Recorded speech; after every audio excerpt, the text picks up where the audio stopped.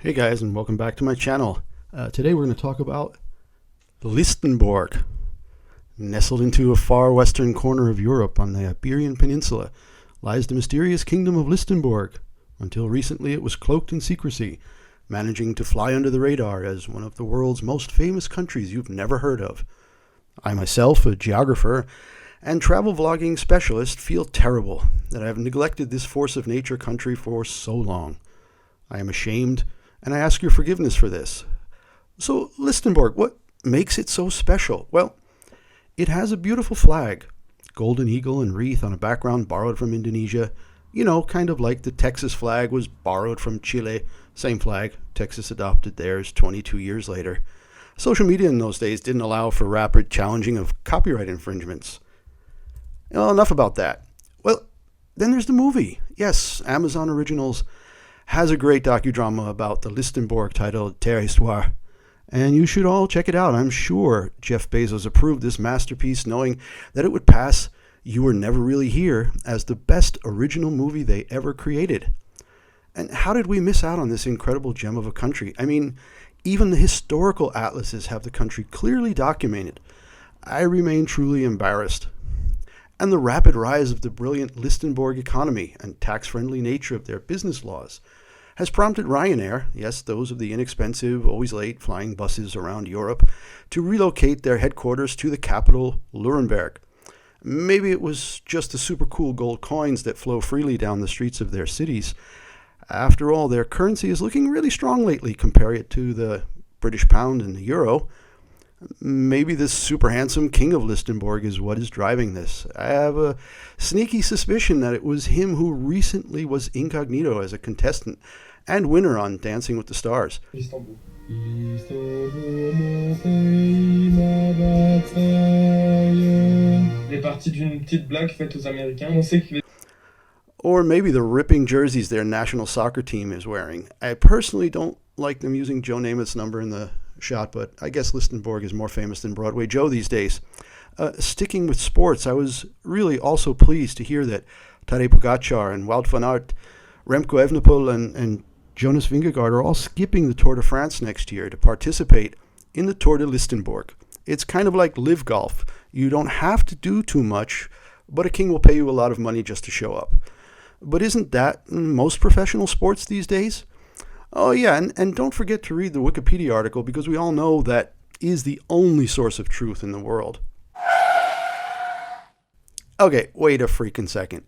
What is this nonsense, and why did 75 million people like this, view this, or think this place was real? And how is it that Americans especially fell for this nonsense? It is tragic and hilarious all at the same time. I expected a few half-hearted chuckles, but this thing went seriously viral, and it's amazing. At least by the time Gaspard sang his national anthem, the gig should have been up. For me, a geographer by education and owner of mapsforkids.com and all-around geography nut, I have a story about this that goes all the way back to the fall semester of 1986, I think it was, at the George Washington University in Washington, D.C. I took a political geography class that semester because A, I needed to, and two, the professor was none other than George Demko, the head of the Office of the Geographer of the U.S. State Department. And thanks to Paul Reiser for that silly numbering usage. Professor Demko passed away in 2015 at the age of 82. He arrived that first day of class to a packed room of 75 people, started yelling and saying that he wanted 30 or 40 people to just leave. The class was serious, and if they only wanted to hear his jokes, we could all just go for beers instead. People laughed, of course, but then a funny thing happened.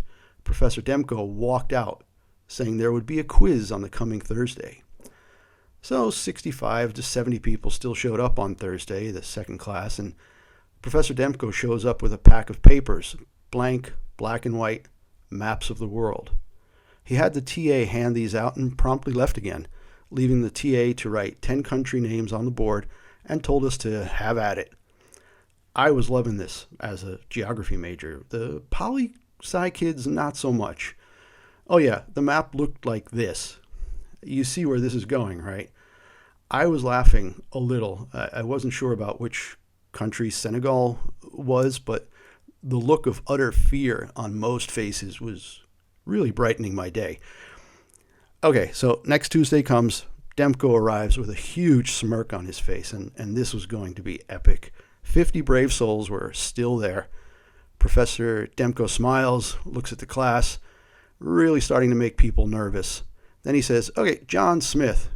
I made up that name. Don't really remember who he called on, but I wouldn't even say it if I did remember. So, John Smith, can you please describe the alternate universe where your world is, in fact, upside down? And additionally, Japan is definitely not in Cuba, no matter how you hold your map. Poor John Smith bolted for the door. Professor Demko continued, I gave you all a shot to leave last week, so... Anyway, who is so-and-so? And the next person and a few others were running towards the door. Finally, he gets to the last paper he wanted to, quote-unquote, talk about. Tony K. Where's Tony K? I was a bit stunned. Did I really goof this up?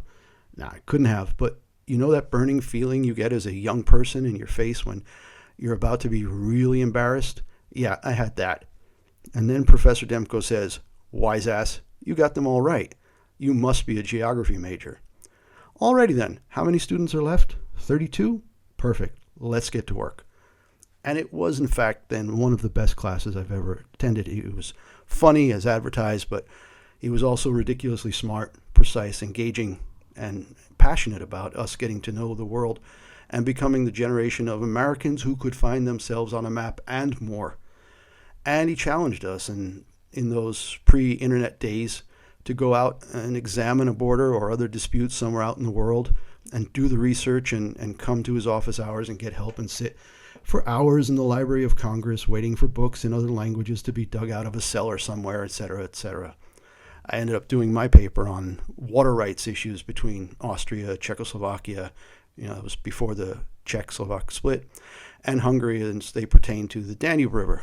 I know, way too much excitement for mere mortals, but it was still the Cold War era and stuff like that mattered. Anyway, back to the matter at hand, Listenbourg. I think it was a fantastic little prank that Gaspardou posted on Twitter that sparked this whole viral sensation.